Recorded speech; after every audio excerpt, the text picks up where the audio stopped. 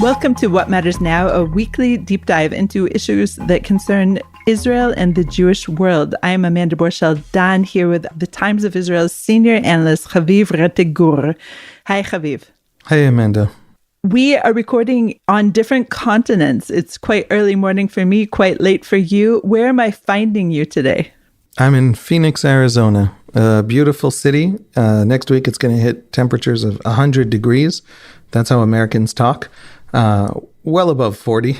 And I'm heading out at 5 a.m. roughly. I'm headed to the airport to San Francisco. So I'm on a speaking tour on the West Coast, and it's, exhausting, fascinating, meeting a lot of Jews, a lot of worried Jews, and a lot of Jews who are getting up and looking for ways to mobilize and respond to a lot of the challenges that face them.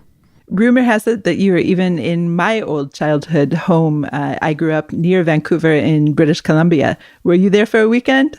I was there for a weekend with a wonderful community. I gave talks at it's absolutely beautiful shul, very warm, and it was good. It was, flying internationally is exhausting. And when you get to a synagogue exhausted, there's this old Hasidic idea that you should be tired when you pray, or you should pray late at night, because when the tired strips away a lot of the ego and a lot of the strength and a lot of the inner emotional stuff comes out. And I was exhausted and jet lagged and had a wonderful Shabbat because of it. So thank you to the Vancouver Jewish community. And we talked a lot about a lot of the very difficult and troubling things that are happening. The war in Gaza, obviously, and also what's happening at college campuses in the US and Canada. But the real question is, did they all basically speak like me? Yes, I can confirm. There you go. All right. Riddle solved for all of our listeners. Okay, Haviv, we are actually going to speak about, of course, serious matters. And we here in Israel are just after Yom HaShoah, which is our Holocaust Memorial Day, and just before Yom HaZikaron and Yom HaAtzmaut, the Remembrance Day for fallen soldiers and victims of terror attacks, and our Independence Day. So here in Israel, these days mean a lot. And of course, Yom HaShoah is inextricably linked to anti-Semitism, which we're seeing rear its ugly head throughout the world, but especially, it seems to me, in a way we haven't seen before, or at least not for about a century in the United States. And in fact, US President Joe Biden gave a speech yesterday touching on this, and he said so many different things at the US Capitol's Emancipation Hall. Among them, he said, as Jews around the world still cope with the atrocity and trauma of that day, meaning October 7th, and its aftermath, we've seen a ferocious surge of anti-Semitism in America and around the world, Biden said. Never again, simply translated for me, means never forget. Never forgetting means we must keep telling the story. We must keep teaching the truth. The truth is we're at risk of people not knowing the truth. Now, Haviv, this is something that I find a little puzzling, actually, because throughout North America, there's much more emphasis on Holocaust studies. There's Jewish studies faculties throughout North America. There's, in fact, even anti-Semitism study centers on several campuses in North America. And so I really wonder, is it the truth that people don't know about anti-Semitism, or is there something else behind this wave? It's a good question. I have a sneaking suspicion from meeting a lot of American Jews and having a lot of conversations with American Jews that American Jews don't really know what anti-Semitism is. And the reason they don't know is that they don't ever really encounter it. They haven't seen it. And they haven't seen it because America is an astonishing and unique Jewish experience and Jewish community. America, or the English-speaking world, America is the only community in the English-speaking world with millions of Jews, but it's true of Canada and Britain and Australia, have spent the last century accepting utterly the Jews, not as a minority to be tolerated, but as a part and parcel of the country and the nation. And so the English-speaking Jewish experience has been radically different from the Jewish experience of every other Jew everywhere on earth, basically. I mean, people are going to come at me with the one minor exception in some small country somewhere. But in fact, millions and millions of Jews have spent over 100 years deeply integrated into these English-speaking societies in the English-speaking world. And so they don't know anti-Semitism when they see it. Anti-Semitism is not disliking Jews. Anti-Semitism is not banal sort of prejudice that people develop over, toward other groups or other people. There is a kind of prejudice which just creates these stereotypes of other groups. It's not nice. It's not okay. You shouldn't do it. But that's not what anti-Semitism is. Anti-Semitism is not even simply not even when you do it to the Jews. In other words, if you, for example, are someone who allows himself to say flippantly in a conversation that the Irish are drunkards, that's an old stereotype, at least in America, of Irish immigrants. And you shouldn't, because it's not true, and it's stereotyping, and it's a kind of bigotry, and it's not good. Jews are greedy. That is another kind of sort of, right? If your experience of a particular minority is that you got into a car accident with a member of that minority, and so you just you sort of have this emotional, intuitive, instinctive dislike, that is not anti-Semitism. Anti-Semitism is something special. Anti-Semitism is the idea that the Jews are the obstacle to the redemption of the world. It's an idea with deep roots in Christianity. It actually begins in early Christianity, where the Christians have this tremendous problem with the Jews. The Jews gave the world Jesus. The Jews gave the world the redemption story of the prophets of the Bible. And the Jews refuse to acknowledge that, in fact, Jesus is the fulfillment of that story. And so you see in early Christianity, whether it's St. Augustine or St. Ambrose or many, many others, you see a religion that founds itself on the idea of universal love. But the Jews, says St. Augustine, should be wandering and oppressed, because that is a lesson for all time for Christians, that they have superseded the Jews, and that the Jews have been obstinate in refusing to accept the new religion that is the fulfillment of their old religion.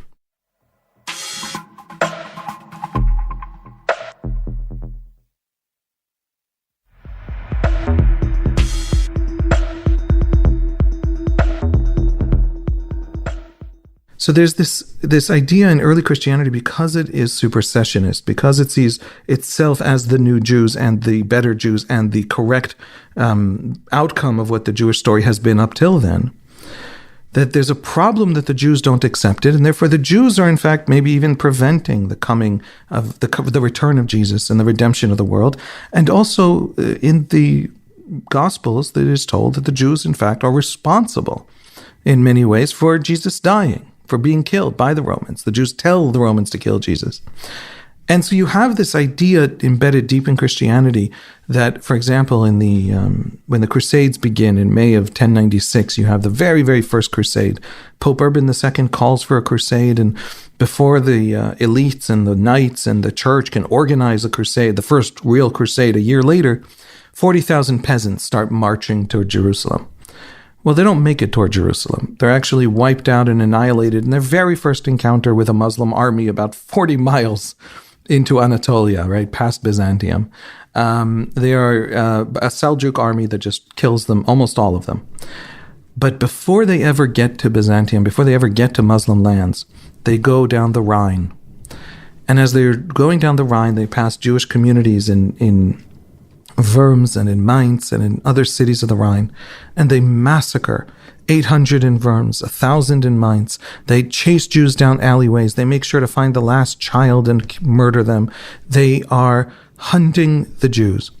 And this is recorded by witnesses, and people ask the Crusaders, often when Christian mobs turn on the Jews, the demand is to convert. But the Crusaders sought to kill, not to convert. And why? Why? In other words, there's historians estimate that something like a quarter of the Jews who lived on the Rhine River were killed by this first crusade.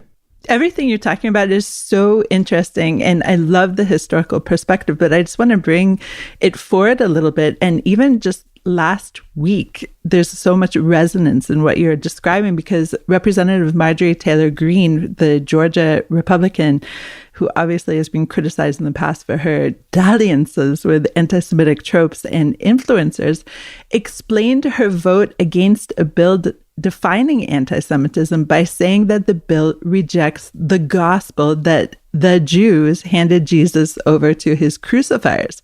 So we're fast forwarding all that you described by millennia, and it's still resonant. Yeah, no, apologies for that. But the answer the Crusaders gave was, you killed God, and therefore we have to, right? But you fast forward that to the Nazis. Why did the Nazis go after the Jews? In the Nazi racial hierarchy, there's a whole lot of people who are Untermenschen, who should be, enslaved. Half of 99% of the world roughly needs to be enslaved. And all the Slavs, Arabs, Asians, Africans, but only the Jews needed to be exterminated. Not only the Jews. There are a couple other minorities that the Nazis thought of the same. But why? Because the Jews, Hitler's concern with the Jews and obsession with the Jews was that they alone among these minorities could also be Germans. And so they could be both German and something else. And so they called into question the organic immutability of Germanness. So Hitler looked at the Jews and said, you're a threat to Germanness. Everyone else I can enslave. You I have to exterminate because you're a direct threat to Germanness itself, because you can have these layered identities. So everywhere you go, where you find the anti-Semitism in different ways, in different versions, in the Muslim world, you have these ideologues at the top levels of the Iranian regime who talk about the Jews as the first and most important obstacle before that Islam has to overcome so that it can re-enter history as a great and powerful force in history, and not a backward, dilapidated kind of culture, which is the fear of these Muslim ideologues. It's a Muslim renewal movement in many ways, the Islamic regime of Iran, the revolutionary regime. And so the Islam's path back to geopolitical power and scientific and commercial power cuts through the Jews. That's this idea that the Jews stand in the way, again, of the redemption of the world. It was invented in early Christianity, and it has a lot of inheritances. There's always a usefulness to making the Jews, to finding, it's not real Jews, it's using the Jews as symbols of what is wrong and as a proxy for the obstacles to the redemption of the world, and then turning on real Jews as being at fault for the world not being redeemed. Take that idea and fast forward. But I just wanted to interject, of course, that you're talking about, very early Catholic Church ideology and theology. But of course, the Vatican II Declaration Nostra Aetate tried to rectify some of this anti-Jewish rhetoric and hatred and theology that had been in the Catholic Church for, so many hundreds of years. And that was in October of 1965. So that's something to obviously mention, but it doesn't mean that there is no lingering echo of this in parts of the Catholic Church, as well as, of course, the gazillion million different types of Christianity that are throughout the world today. Right. And thank you for saying that, because the Catholics have made a concerted effort, and there's even they almost at Vatican II announced this idea of a parallel covenant. In other words, the idea that God doesn't lie. So if God did sign a treaty, so to speak, or a covenant with the Jews can still find salvation in that Jewish covenant. So there are these Catholic attempts because of the Holocaust, because of where this anti-Semitism went, where this idea born in Christianity that the Jews are the obstacle to the redemption of the world went. There is a profound Christian attempt to overcome it and to end it and to push it away and to fight it directly theologically. By the way, while it is being adopted in the Muslim world, while a lot of places in the Muslim world, like Iraq, adopt Nazi ideas over the course of World War II in the Rashid Ali regime, and they have a lot of the Hamas covenant, if you actually read the Hamas charter, pieces of it actually come from Nazi ideology. And so there's this borrowing of these European ideas into parts of the radical Muslim political world, while the Christians are trying to overcome it. Yes, take that basic archetype. Okay, I'm sorry for the historical survey like that. I do apologize. But just that's what Jews mean. They don't mean that you think Jews are all lawyers. What they mean when they say anti-Semitism is that you think Jews are the problem that has to be overcome for society to now go to those college campus protests. It matters to Jews that these kids are profoundly invested in Gaza, but totally oblivious and uncaring about the Uyghurs in China. Not because they need to, not because it exonerates Israel that there's bad things happening elsewhere. You want to criticize Israel over the Gaza war, criticize it fiercely over the, fight for the Palestinians. You don't, by the way, activist doesn't have to be an activist for everything in order to be allowed to be an activist for anything. You can actually be an activist for the Palestinian cause only. But there is language in these protests that goes way beyond that. The intersectionality language that says that Zionism and police brutality in American streets are deeply intertwined, that Zionism is at the heart of a network of ideas of the world that is causing the world not to be saved and not to be redeemed in this new sort of progressive vision of how the world moves. When Zionism is the problem with the world, right? Yemen just had a civil war between Sunni and Shia in which 85,000 children starved to death. That did not elicit protest. Assad just massacred and wiped out and expelled just about the entire Christian population of Syria, ancient Christian population that 13 years ago was 10% of its population. That does not, nobody cares. There is a divestment effort against Israel, but no divestment demand from these protesters against China over the Uyghurs. And then you have to, and then to the Jews. Now, again, these people, they feel moral. So I don't want to take that away from them, but I want to say, I do judge them on Twitter. I complain about them constantly, but I just want to say something independent of moral judgment of them. To the Jews, the fact that I am the problem with the salvation of the world, that they're developing this language of intersectionality, oppressor, oppressed, the same paradigm that fits what they think is happening in America obviously fits in what's happening between Israelis and Palestinians. They figured it all out without necessarily actually knowing our story or theirs.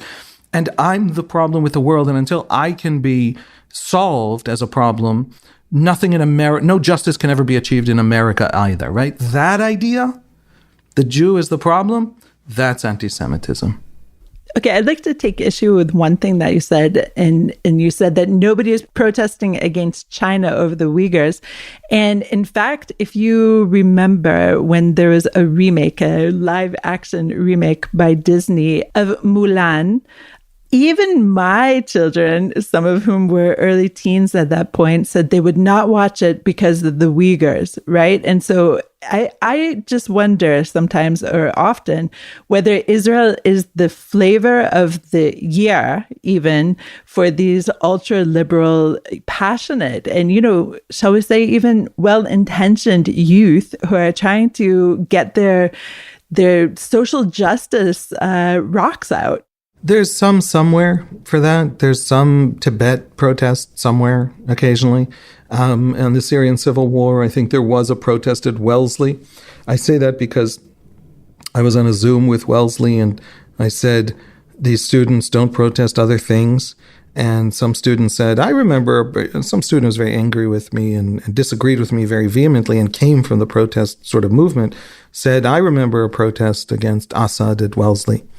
I challenge that. If there was, it was tiny, and it was short-lived, and it was ineffective, and it didn't go violent, and it didn't take over halls, and it didn't make demands of divestment, and it didn't make demands of American politics, and it didn't...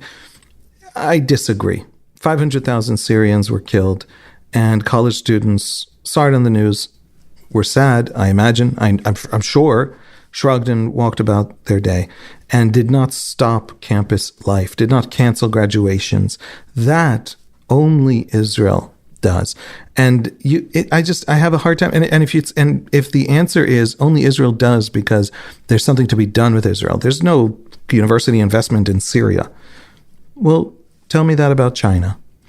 And so I disagree. I think that the scale, the intensity, the ferocity, there isn't a sense that what China is doing to the Uyghurs, nobody argues that what China is doing to the Uyghurs has some intersectional ramifications for American minorities. That's only talked about for us. And so this ancient archetype of Western intellectual life, in which the Jew is the symbol. There's this wonderful book edited by Harvard's Derek Penzlar, called Orientalism and the Jews.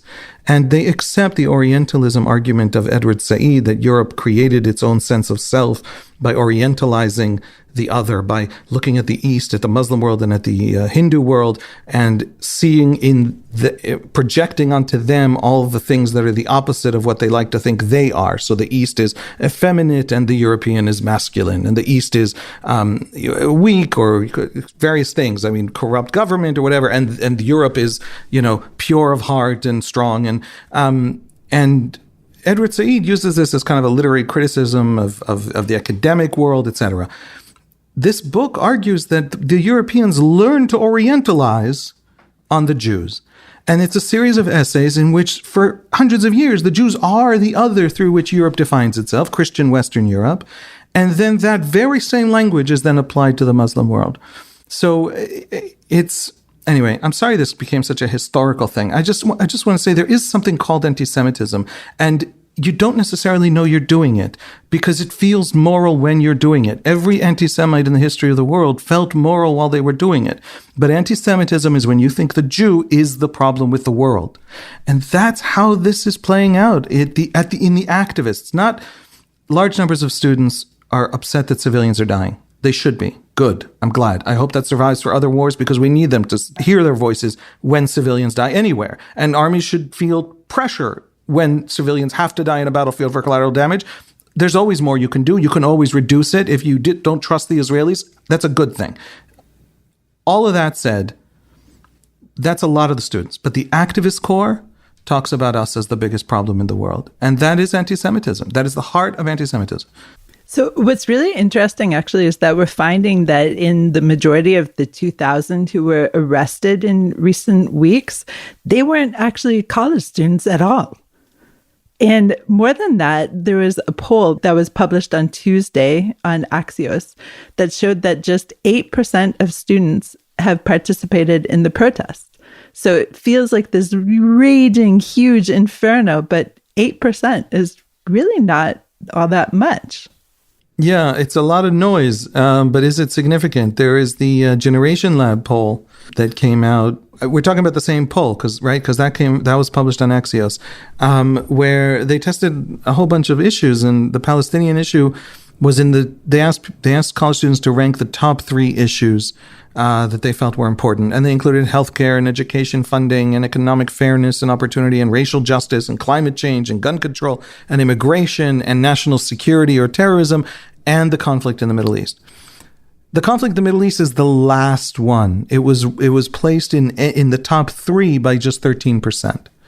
And so just 13% see it as one of their top 3, right? And there's a lot of criticism among college students of the protesters. I'm just reading it from the text on Axios. 81% want to punish protesters who destroy property. 67% say occupying campus buildings is unacceptable, and 90% say it's not okay to block pro-Israel students from campus, which we've seen on a few campuses in various ways. So 45% are sympathetic to the protests. In other words, not even half are sympathetic to some degree to the protests, but don't want the protesters to be violent, don't want the protesters to limit the movement of pro-Israel students or Jewish students, and don't prioritize this issue. So yeah, it's a small minority that is dominating the discourse. Within the campus protesters, there is a minority, but the core, the nucleus, the activists organizing, who need it to be intersectional and Israel to be the big problem in the world today, which to Jews is all anti-Semitism everywhere. So you have a core of a core, yes, but it dominates the discussion. It's the headlines in the New York Times. It's the front page of every newspaper in America and every broadcast. So it's not even most students, never mind most of America. I think that's a very good point, an important one.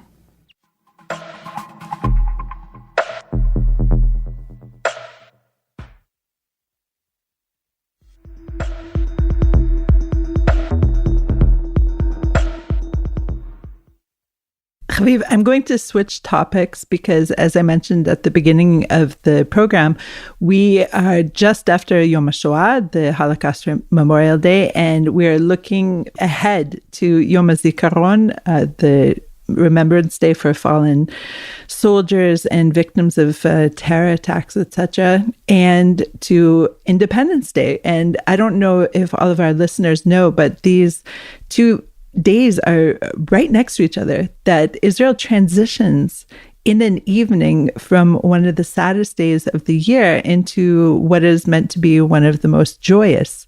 Now, I don't know if you know about this new study from the Hebrew University of Jerusalem that indicates that the sadness we feel on Holocaust Remembrance Day, Yom HaShoah, serves a positive political purpose. This researcher, who is coincidentally called Dr. Tamar Gur, no relation, I expect, but in any case, she concentrated on Yom HaShoah, on Holocaust Remembrance Day, and found that the collective grief that Jewish Israelis feel can mitigate the polarization and increase the cohesion in our society, at least temporarily. She concentrated on Holocaust Remembrance Day, as I said, but as an immigrant, one of the most Israeli moments for me is this transition from Memorial Day to Independence Day. And honestly, for the first probably 5-6 years of living here, I couldn't do it. I couldn't flip that switch. And I was just stuck in the sad and couldn't move to the joy. And I just want to hear your thoughts about this really bizarre and actually kind of coincidental way that Israelis express their grief and their joy kind of at the same time. It was a coincidence that in 1949, the War of Independence ended just before the first Independence Day, or the second Independence Day of 1949. And as the war ended, memorials over various days were held by different army units and different towns and political parties. And so there was, just literally by the timeline of the war, there was the first moment of where these traditions, this tradition begins right in 1949 of commemorating right before the celebrating.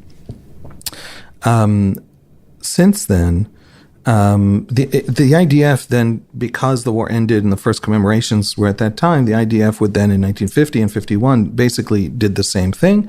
And in 1951, there was a committee established by the first prime minister, who was also the defense minister, David Ben-Gurion, that recommended for the first time to attach Memorial Day to Independence Day, for it to be the day before.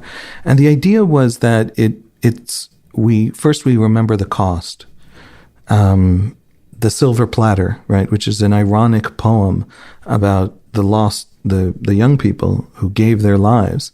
And they're the silver platter, so to speak, on which the state was handed to the Jews, on which the Jews' self-determination and the Jews' safety and the Jews' self-reliance was given to them.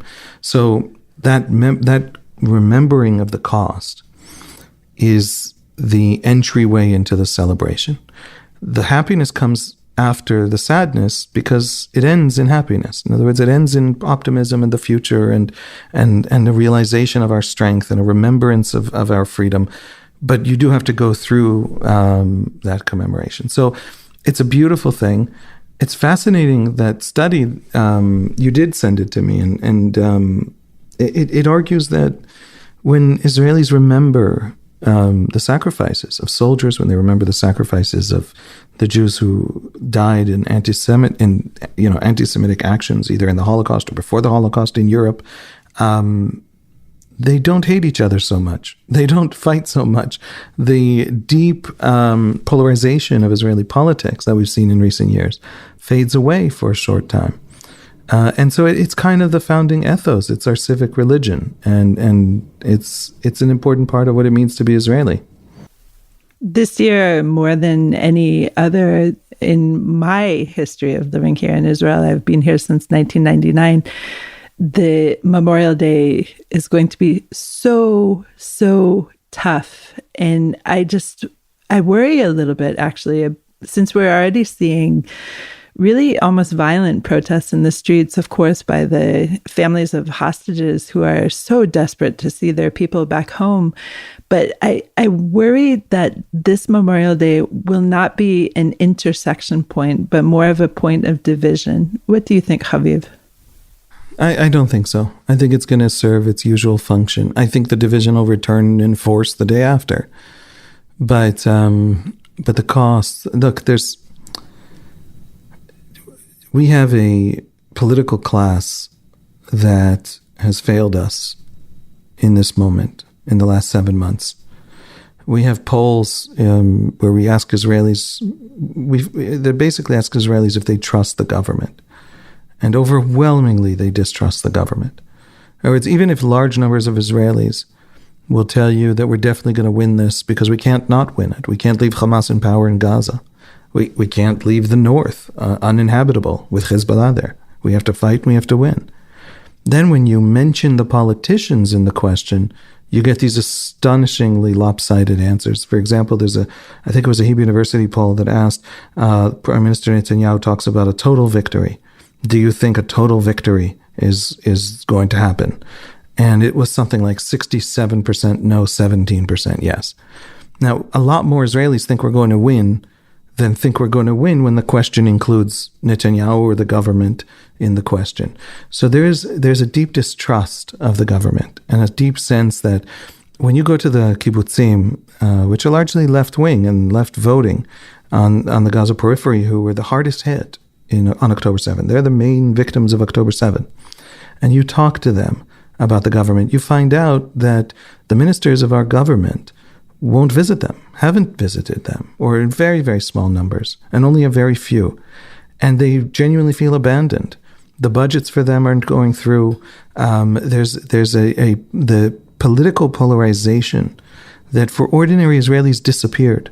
Left-wing people and right-wing people went to fight Hamas together when they understood that the only way to make Israel safe was to remove Hamas from Gaza. But the politicians, they kept their head down for a couple of months, and then they came back with a full-fledged campaign.